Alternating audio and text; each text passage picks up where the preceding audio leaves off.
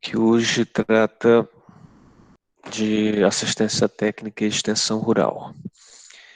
Nas últimas aulas dessa disciplina, a gente vem abordando a questão da infraestrutura agrícola, né? Nas duas primeiras aulas, a gente viu um pouco sobre os problemas, né, que existem na nossa infraestrutura logística, e na aula anterior, que foi a terceira, que compõe esta aula, a gente se ateve a alguns aspectos que caracterizam o sistema rodoviário, né? E na aula de hoje, a gente vai tentar abordar o sistema ferroviário e, se der tempo, mais alguns outros, né, como, por exemplo, o aéreo e o marítimo, tá?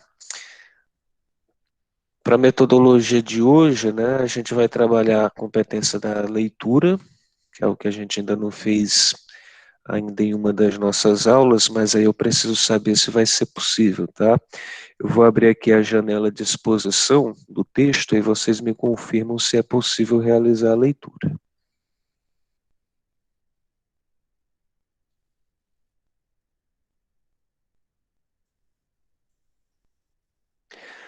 Estão conseguindo visualizar? Sim, Washington. Sim, Washington. Assim fica melhor? Fica bem melhor. Pronto. Aí, no caso, eu vou pedir que vocês façam a leitura, tá? E eu vou fazer algumas observações no decorrer dela. Quem é que poderia iniciar? Quem que se propõe? Eu posso. Pode iniciar, ok, Luciano. A gente vai começar aqui com o transporte ferroviário, tá?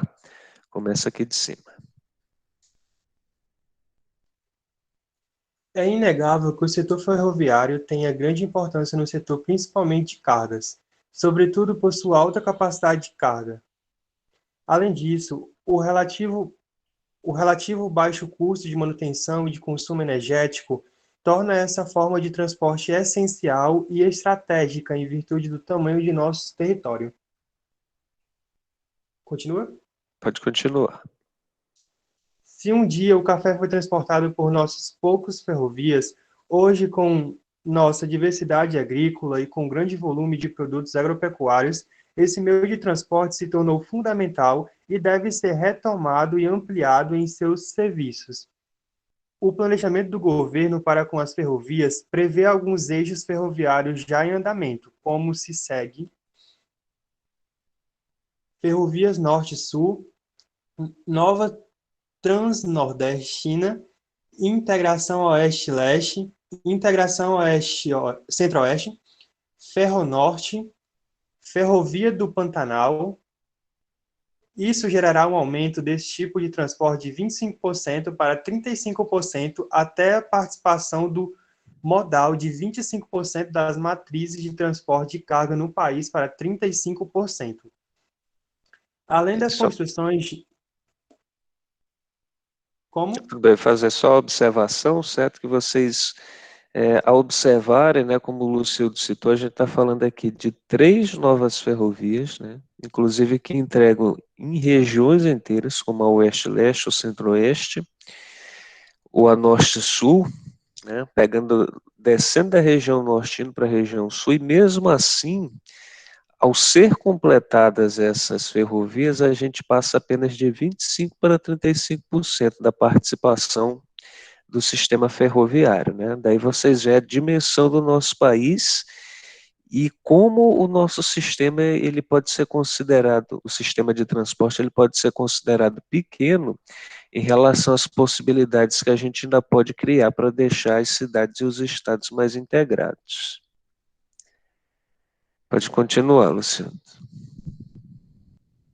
Além das construções de novos trechos, é importante que se readequem os trechos já existentes, providenciando, de acordo com o tráfego, duplicações de linhas, mudança de geometria ou compatibilização de bitolas. Só Também... fazer uma observação, Luciano. Ok. Acredito que a maioria de vocês não sabe o que são bitolas, né? Deixa eu expor aqui para ficar melhor, para vocês entenderem.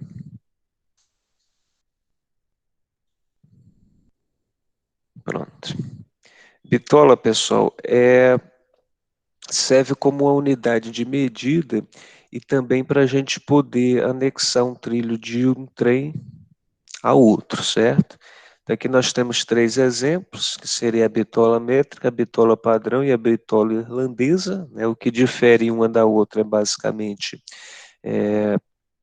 o seu tamanho, né? A sua espessura, e ela é basicamente isso aqui, ó. É o que está unindo um trilho ao outro, certo? Então ela tem um papel muito importante no que diz respeito ao sistema ferroviário, por fazer a união dos trilhos e, obviamente, ser um dos principais objetos da construção de uma ferrovia. Ficou compreendido? Sim. Ok. Vamos voltar lá para o texto agora. Qualquer outra palavra que surgir, certo? Que não seja do conhecimento de vocês, vocês fiquem à vontade para pedir explicação.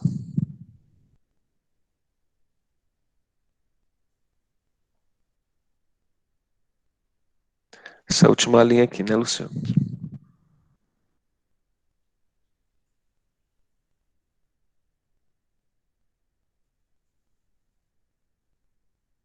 Aqui.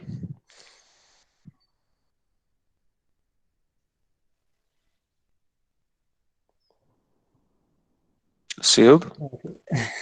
Eu estava tentando achar aqui. Pronto. Também se faz necessário um sistema de logística adequado para um aproveitamento eficiente e seguro dos serviços ferroviários nacionais. O transporte... Você vai falar alguma coisa? Não. O transporte ferroviário traz consigo a vantagem de custos menores de movimentação de cargas em relação às rodovias. Por tudo isso, tem-se pensado também em concessões para esse importante setor, agilizando assim a execução de novos trechos e a recuperação e adaptação dos trechos já existentes. Até 2010, a extensão das ferrovias nacionais somava em torno de 29.800 quilômetros, concentrados nas regiões Sul, Sudeste e no litoral nordestino. Existe, portanto, uma necessidade de expansão de sistemas ferroviários para outras regiões, como é o caso da região Centro-Oeste, para onde se desloca a divisa agrícola nacional. A previsão atual de crescimento é de aproximadamente 4.500 quilômetros. Em uma E no caso, como o Luciano levantou lá na frente, né, esse aumento ele vai se dar por meio de concessão. Lembrando da aula anterior, né, a concessão, no caso, seria o repasse de uma ferrovia que pertence a um governo, seja estadual ou federal, para uma empresa privada, né? O que obviamente faz com que o transporte da mercadoria se torne mais caro, mas também tem-se a vantagem de você ter a garantia de que aquele transporte ele vai estar sempre funcionando com a devida qualidade, né, para o transporte dos produtos. Pode continuar daqui. Também é importante pensar na integração desses sistemas de transporte aos demais sistemas, o que facilita o escoamento agrícola de todas as regiões brasileiras. E em ferrovias internacionais, de forma a ampliar nossos sistemas de importação e exportações e fortalecer o mercado sul-americano. É claro que esse sistema, uma vez que implantado, também poderá se tornar um importante meio de transporte de pessoas, principalmente em viagens interestaduais. Dessa forma, serão melhoradas a capacidade de transporte de cargas, a capacidade de transporte de passageiros, a redução de custos logísticos de transporte no país. Muito bem, né? Então, veja-se aí outra questão que é deixada de lado no transporte ferroviário, que é a questão do turismo, que muitos países exploram o transporte ferroviário porque é mais agradável você viajar de trem, onde você tem, por exemplo, largas janelas, onde você pode observar uma paisagem, né? Inclusive lá na África do Sul, o chamado Blue Train, que percorre uma boa parte do país, né? E quem viaja normalmente não é apenas para se deslocar para um local, é para fazer turismo mesmo. Então esse é um, é um recurso a mais para o incentivo do turismo em diversas regiões do país que não é explorado, né? E que poderia ser. E aí, reforçando aqui as necessidades de melhoria, como citou o Lucildo, deve-se aumentar a capacidade de cargas, né? Ou seja, dependendo do tipo de trem, você consegue levar toneladas e mais toneladas, né? Então, às vezes, o que é transportado, só para vocês terem uma ideia, um dos principais aeroportos do país, que fica lá em São Paulo, ele todo dia recebe 2 remessas de caminhões levando combustíveis, todo santo dia, né? São litros e mais litros, para poder manter o aeroporto funcionando. Se essa mesma quantidade fosse levada por trem, né, inclusive que há uma ferrovia próxima, mas não está interligada ao aeroporto, a gente precisaria deixar apenas a cada 2 semanas uma entrega de combustível no aeroporto. Né? Ao invés disso, não, vai todo dia ser entregue essa determinada quantidade. Então, isso mostra que falta realmente um pouco mais de interesse para tornar alternativas como essa, de você baratear a mercadoria que chega a um determinado ponto, ou fazê-la chegar num volume muito maior, porque algumas alternativas já foram estudadas, já se mostram que é possível fazer, né? E a gente deveria estar apostando nesse sistema logístico. Além da necessidade de aumentar a capacidade de transporte, também deve-se aumentar a capacidade de transporte de passageiros, né? Normalmente as ferrovias que existem hoje ou são para transporte de passageiros ou são para o transporte de cargas, né? Mas você pode fazer um sistema que integre com a capacidade muito maior as duas necessidades, como ocorre, por exemplo, no transporte aeroviário, onde o mesmo avião que transporta mais de 200 passageiros, às vezes leva uma carga também muito grande, né, de mercadorias. E a redução dos custos logísticos de transporte, né, que é a principal, talvez o principal benefício, que é justamente você baratear o custo do envio de produtos de forma que eles cheguem mais baratos também para o consumidor. E isso garantindo, ainda assim, boas margens de lucro para quem está vendendo. Ficou alguma dúvida, pessoal, em relação a isso que a gente conversou? Tudo ok, Washington. Tudo ok. Então, agora a gente vai seguir com o transporte fluvial. Eu gostaria de pedir que outro colega se prontificasse a fazer a leitura. Quem poderia? Eu posso ler, Washington. Obrigado. Transporte fluvial. Nosso sistema fluvial, segundo o Ministério dos Transportes, tem em torno de 42 mil quilômetros de extensão, sendo 28 mil quilômetros navegáveis, principalmente situados na Amazônia, dos quais apenas cerca de 9.800 quilômetros são explorados comercialmente. O sistema de navegação fluvial tem ainda que se preocupar com a infraestrutura voltadas a esse tipo de transporte que compreende limpeza dos canais das vias navegáveis, portos fluviais, sistemas de eclusas e outros dispositivos de transposição de nível, interligações de hidrovias de bacias hidrográficas, facilidades de instalações e estruturas destinadas à operação e à segurança da navegação de hidrovias. Só um momento.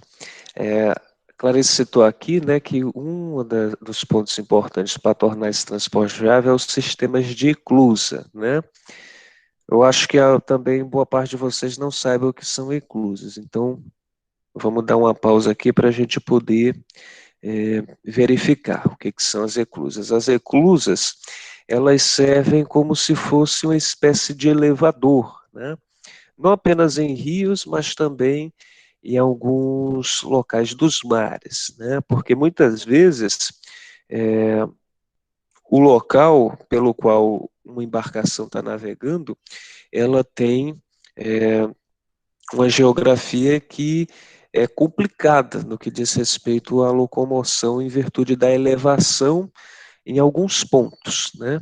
E aí, nesse sentido, através da engenharia, a gente consegue construir soluções para poder tornar a navegação dessa embarcação um pouco menos problemática nesses locais. É o que a gente vai observar agora como é que funciona a eclusa. Está aparecendo aí para vocês o vídeo direitinho? Tá sim. Muito bem. Mas aí nós temos um exemplo, né, da embarcação chegando a um determinado trecho, onde ela teria um local mais baixo lá na frente, né, que poderia fazer a barca virar. Então, com esse sistema, a gente consegue reverter esse problema, né?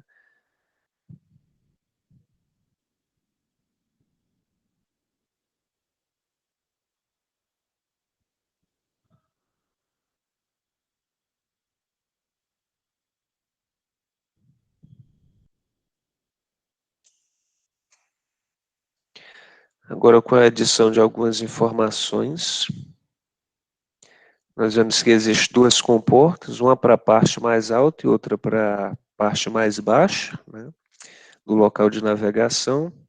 E nós temos dois túneis, um para fazer o esvaziamento e outro para fazer o enchimento, né, desse local que vai ficar destinado para servir dessa espécie de elevador da embarcação, né? Ô, Então, olhando Washington, assim para... Oi. como é que eles constroem na água? Pois é, era justamente o que eu ia falar. Olhando assim parece bem simples, né? Mas, de fato, para você construir isso aqui, imagine um grande rio, né? É um processo muito complexo, onde você vai ter que fazer é, diversas adequações. Há diversas tecnologias, como muitas vezes você conseguir, através de uma própria construção, barrar é, o nível da água, né, para que você consiga meio que secar aquela área onde precisa ser construído, né? Mas normalmente isso é quando você tem um rio, por exemplo, com intensidade menor de fluxo de água, ou que fica em uma determinada parte do ano em escassez, né? Você pode trabalhar com o sistema de perfuração subterrâneo, né? Nesse caso aqui, para fazer esses túneis, você poderia começar numa área que não pertence ao rio, né? Numa área de terra mesmo, e ir escavando, escavando até chegar abaixo do rio para poder fazer essa construção, e depois você só faria a conexão com o rio, né? Já para essa área de alvenaria, normalmente essas partes aqui, elas são pré-construídas, ou seja, elas são construídas fora do rio, não exatamente por inteiro, né? Porque dependendo do rio ou do mar, isso aqui a gente está falando de metros e mais metros e que pesa toneladas, né? Então não teria como você construir tudo isso e levar para ser depositado lá, mas você pode construir por etapas, né? Suponhamos que essa peça aqui, ela tinha aqui 4 etapas, uma, duas, três, quatro. Aí primeiro você joga lá a primeira, depois a segunda, depois a terceira, depois a quarta. E elas são construídas já de uma forma como se fosse aqueles brinquedos que encaixa uma peça na outra, né? Então você teria uma facilidade melhor para poder construir é, para poder construir toda a obra quando você trabalha etapa por etapa, de uma forma que você não precise trabalhar diretamente no local, né? Então, obviamente que cada obra ela pode ter uma tecnologia diferente, mas obviamente é um processo muito complexo e muito caro, né?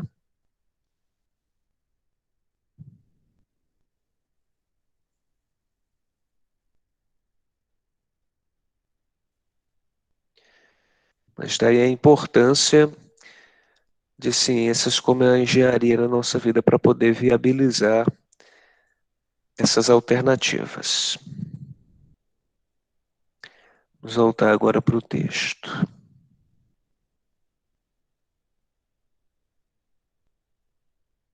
Pronto, Clarice.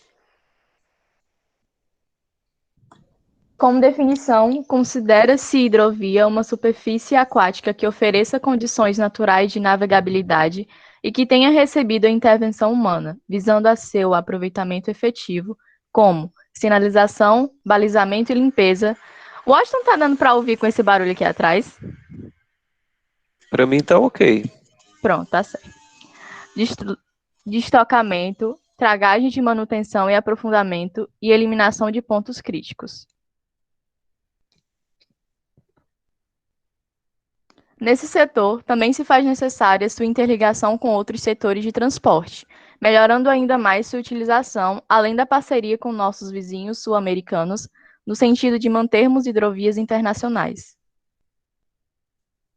Até aí, no caso, é bom lembrar, né, que nós temos diversos países, principalmente aí na região norte do país, né, onde a gente pode estabelecer, e já existe, né, mas muitas vezes até informalmente, o transporte de mercadoria para países como Bolívia, né, entre outros. Outra preocupação do setor é a compatibilização com a construção de hidrelétricas e barragens.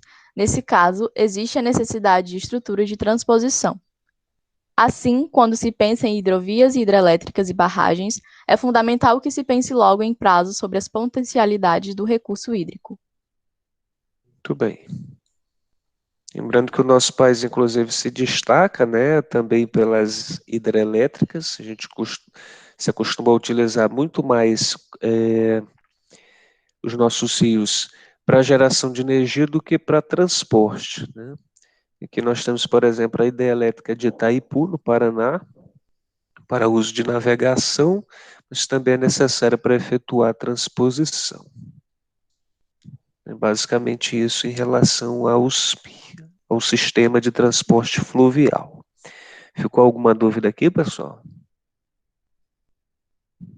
Tudo certo, eu acho. Ok, né? Vamos agora ao transporte marítimo. Quem é que poderia fazer a leitura?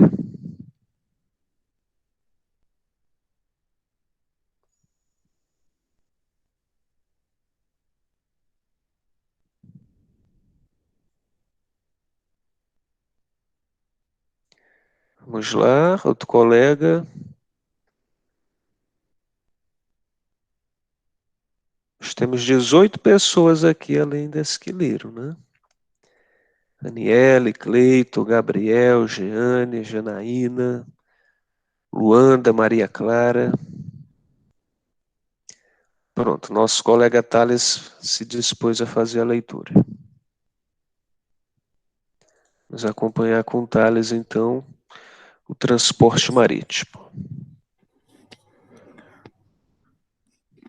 O setor marítimo, assim como o hidroviário, se utiliza da extensão contínua de água para ser tratado, contudo, nesse caso, trata-se de um mar e não de rio.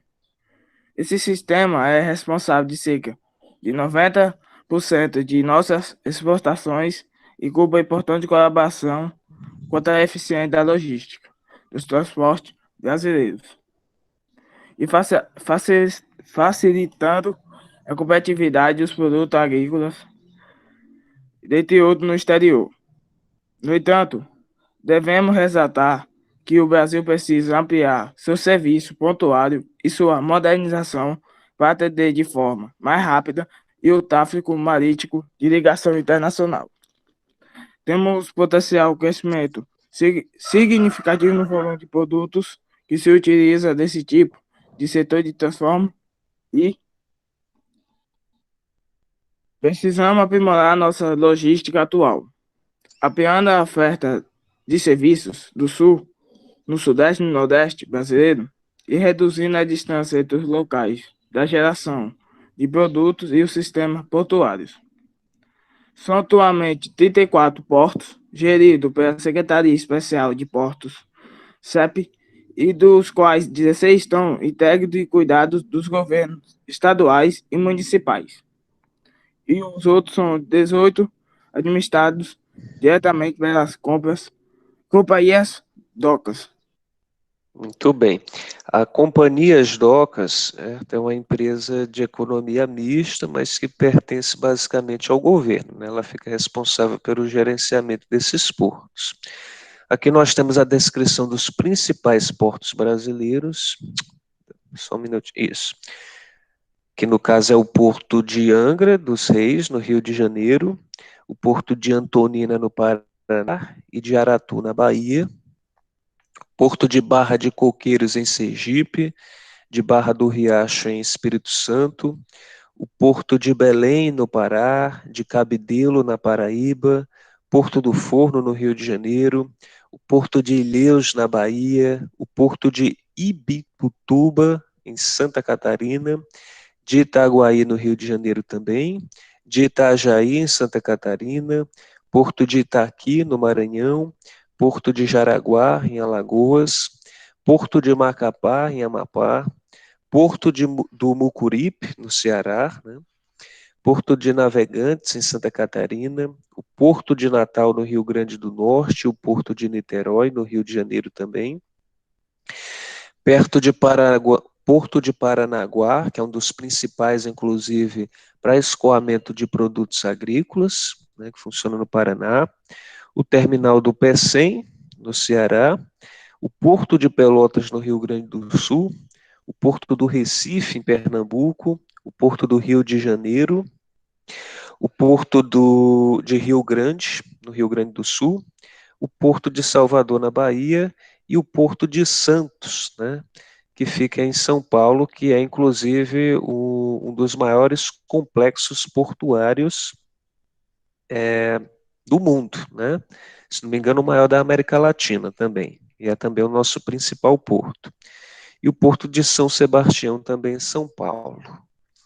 Tem também o Porto de São Francisco do Sul, em Santa Catarina, de Itaguaí, também no Rio de Janeiro, o Porto de Suape, em Pernambuco, o Terminal de Tubarão, em Espírito Santo, e o Porto de Vitória, também em Espírito Santo, e o Porto de Umbu, também no mesmo estado. Tá? Antes da gente continuar, vamos então dar um pulinho lá no Porto do Pecém para a gente conhecer um pouco, né, como é que funciona o nosso porto aqui, esse areia conhecido em palavras, mas vamos conhecer um pouco de como é que é a estrutura de funcionamento dele rapidinho.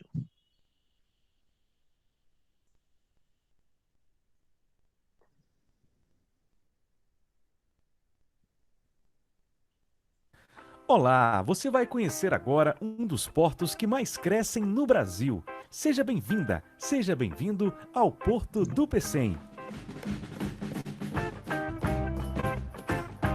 Estamos localizados no litoral oeste do estado do Ceará, no Nordeste brasileiro. Ficamos a aproximadamente 60 quilômetros da capital Fortaleza. E a partir desse momento, levaremos você a conhecer toda a nossa infraestrutura. Começamos pelo nosso prédio administrativo, sede do Complexo do Pecém, empresa responsável pelo desenvolvimento de uma região de 13 mil hectares, onde estão uma área industrial, o terminal portuário do Pecém e a ZPS Ceará. Agora, você vê imagens do nosso Gate 1, com atendimento 24 horas por dia, 7 dias por semana. O Pecém é um terminal portuário que tem o seu funcionamento autorizado pela ANTAQ, a Agência Nacional de Transportes Aquaviários. Vamos agora conhecer o pátio de armazenagem, nossas câmaras frias e nossos armazéns. É aqui onde ficam todas as nossas cargas.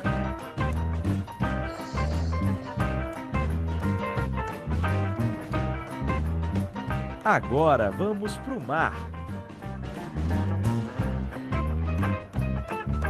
O Pecém é um porto offshore, ou seja, toda a nossa infraestrutura foi construída sob o mar. Estamos estrategicamente localizados na esquina do Atlântico, o que permite redução no tempo de viagem para os navios em direção aos principais terminais portuários dos Estados Unidos, Europa e Oriente Médio. O Pecém é um dos portos de maior profundidade natural no Brasil, com capacidade para receber navios com calado de até 15,4 metros. Nos nossos berços abrigamos até 10 navios simultaneamente. Nossa infraestrutura se destaca. Temos os únicos 2 super guindastes STS em operação no Ceará. Nossas operações são multimodais, por isso somos um dos portos mais conectados do Brasil, com linhas de cabotagem e longo curso. O Pecém é um hub portuário, eficiente e sustentável. Não à toa, concede descontos para navios sustentáveis. Além disso, acabamos de elevar nossa capacidade operacional, com a conclusão de um novo berço de atracação, uma nova ponte para os piers e um novo gate, um portão de acesso conectado por uma nova rodovia à nossa zona de processamento de exportação, a ZPE Ceará. O Porto do Pecém faz parte de um complexo pensado para atender não só ao Ceará, como a todo o Brasil, com soluções de A a Z para o seu negócio. Agora, vamos nos despedindo. Esperamos que você tenha gostado do nosso tour virtual. Complexo do Pecém. Somos feitos de pessoas e do compromisso com o desenvolvimento.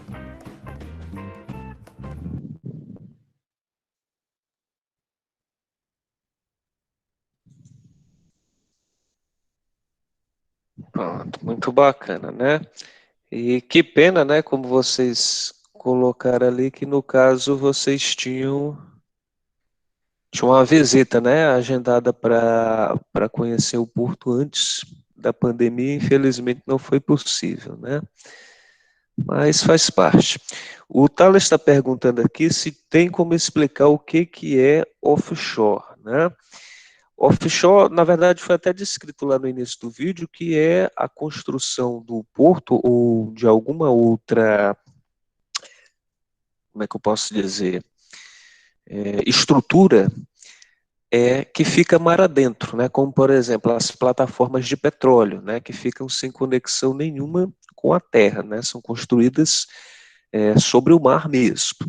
Então, o porto offshore, no caso, é porque a boa parte, como vocês puderam observar, do porto, de fato, ele fica mar adentro, né? Construída ainda toda uma estrutura com pedras, né? E acimentado para você ter por onde e esteiras também para você poder transportar as mercadorias, mas toda aquela estrutura que está lá mar adentro, ela foi construída, né? Não era um território, por exemplo, de praia que foi apenas ocupado. Então é isso que se trata uma estrutura offshore, né? Quando ela é mar adentro, ela é construída dentro do mar.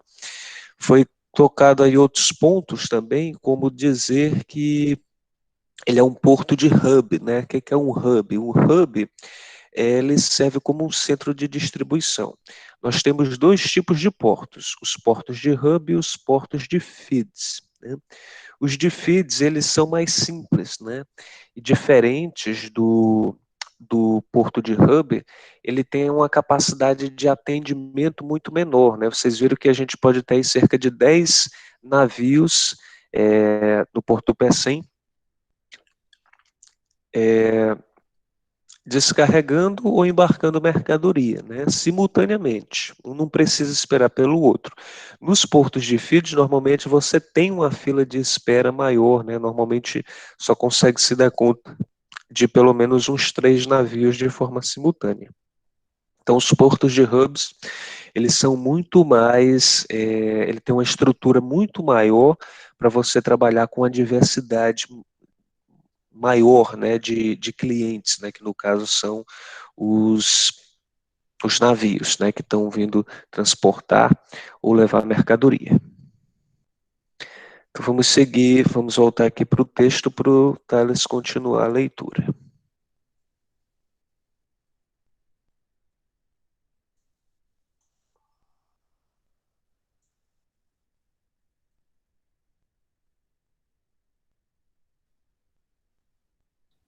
O baixo investimento, ao longo dos anos, para efetuar dragagens e melhorias, limitam o desenvolvimento marítimo e em razão de não possibilitar tráfego de embarcações de grande calado e refere-se à parte da embarcação que fica submersa.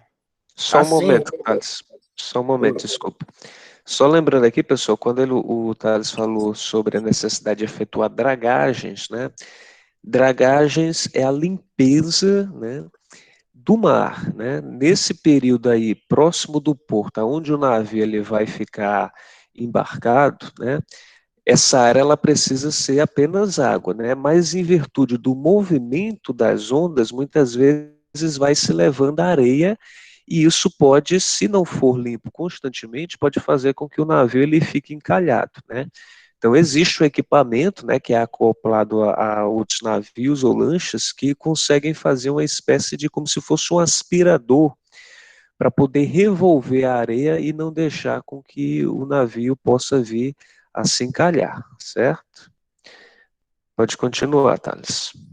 assim surge o Programa Nacional de Dragagem Portuária, que prevê atuar em 17 portos marítimos brasileiros nos próximos anos, e melhorando suas condições atuais.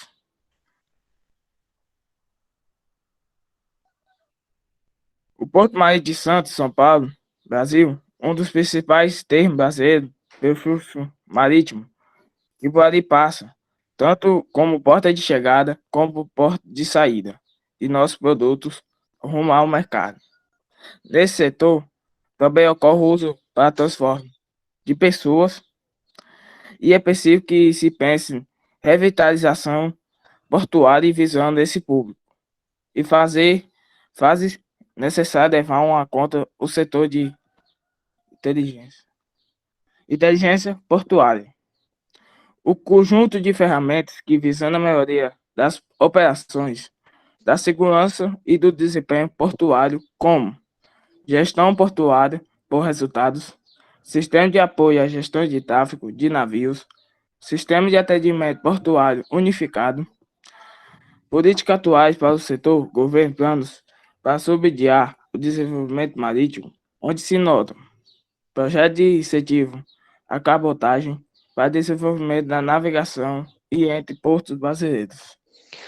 Cabotagem, pessoal, é o transporte de produtos por meio do mar, mas que tem como destino apenas outros portos de um mesmo país, né?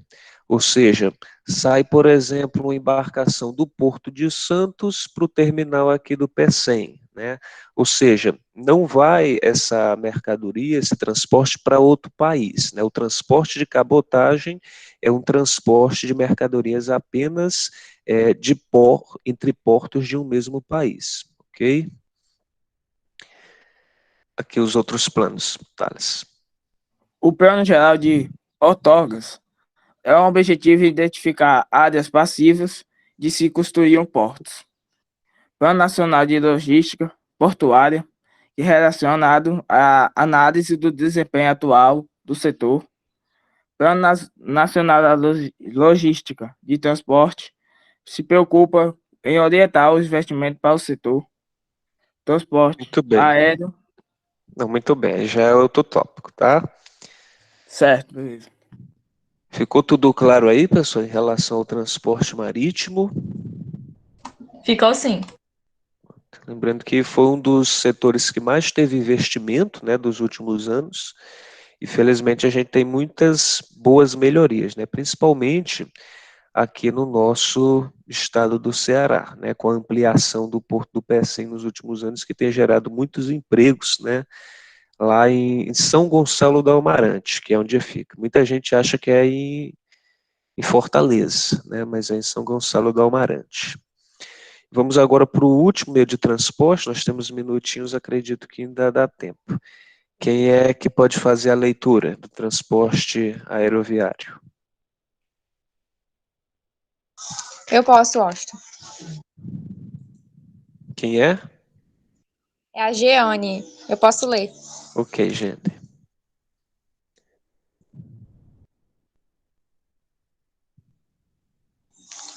Trans- Transporte aéreo. Como último meio de transporte, citamos a aviação, o qual, entre todos, é o atualmente mais rápido em termos de produtos agrícolas, passageiros e outros. Seu desempenho, ao longo dos anos, tem prestado relevante trabalho para o desenvolvimento econômico e social brasileiro, quer pensando em custos ou em economia de tempo. Gera empregos, negócios e oportunidades que de outra forma não existiriam. A atuação do governo federal, por meio de políticas públicas, como controle de tarifas, de capacidade de rodas, principalmente a partir de 1960, além dos investimentos públicos em infraestrutura aeroportuária e de navegação aérea civil, ajudou a consolidar o transporte aéreo como instrumento essencial para o objetivo de integração nacional. Nesse tipo de transporte, temos como principal forma de uso o transporte de passageiros. No entanto, os serviços de correios e encomendas diversas também se utilizam dele. Cargas perecíveis e medicamentos são outra forma constante de uso deste setor de transporte. Sua atual infraestrutura também precisa ser pensada de forma a atender ao nosso crescimento econômico e de forma a torná-lo cada dia mais seguro. Pensando no crescimento sustentado do setor, é preciso aumentar a oferta de serviços e infraestrutura aeroportuária para, portanto, aumentar a capacidade de rede de aeroportos do Brasil e possibilitar o fluxo de passageiros, tendo em vista as normas regulamentares expedidas pela Agência Nacional de Aviação Civil. Não diferente dos outros setores, a aviação também deve receber investimentos visando a sua modernização e crescimento a partir da gestão e do financiamento do setor privado. Para tanto, foram pensadas concessões. Tem mais uma vez, né, a gente vendo a importância das concessões para poder tornar viável a melhoria nos sistemas de transporte brasileiro. E nesse caso, né, talvez eu acredito que no sistema aeroviário foi o que de fato recebeu mais investimentos pesados do que diz respeito às concessões, né? Isso já vem acontecendo desde o governo Dilma, né? No governo Temer não foi feito concessão, mas foi programada concessões, né, que foram justamente as que foram realizadas no início do governo Bolsonaro, onde se privatizou a administração de diversos aeroportos brasileiros. Aqui nós temos os principais aeroportos nacionais e as suas localizações. O Aeroporto Augusto Severo, em Natal, o Campo dos Palmares, em Maceió, o Catarato, em Foz do Iguaçu, o Aeroporto de Confins, em Belo Horizonte, o de Congonhas e o de Cumbica, em São Paulo, o Cruzeiro do Sul, no Acre, o deputado Luiz Eduardo Magalhães, em Salvador, Eduardo Gomes, em Manaus, o aeroporto de Galeão e Tojobim, no Rio de Janeiro, o de Guararapes, no Recife, Hercílio Luz, em Florianópolis, Juscelino Kubitschek, em Brasília, Marechal Rondon, em Cuiabá, o aeroporto da Pampulha, também em Belo Horizonte, o aeroporto Pinto Martins, aqui em Fortaleza, o aeroporto Presidente Castro Pinto, em João Pessoa, Presidente Médici, em Rio Branco, o aeroporto regional do Cariri, né, que fica lá em Juazeiro do Norte, o aeroporto Salgado Filho, em Porto Alegre, o aeroporto Santa Genoveva, em Goiânia, e o aeroporto Santa Maria, em Aracaju. Bem, temos o aeroporto Santos Dumont, também no Rio de Janeiro, o Vai de Cans, em Belém, e o de Viracopos, em Campinas. Pode continuar, Jane. Essas fontes de financiamento do setor privado são importantes neste meio de transporte e quando se fala em estradas, ferrovias e hidrovias, tanto pelo lado financeiro quanto, e principalmente, pela logística de gestão.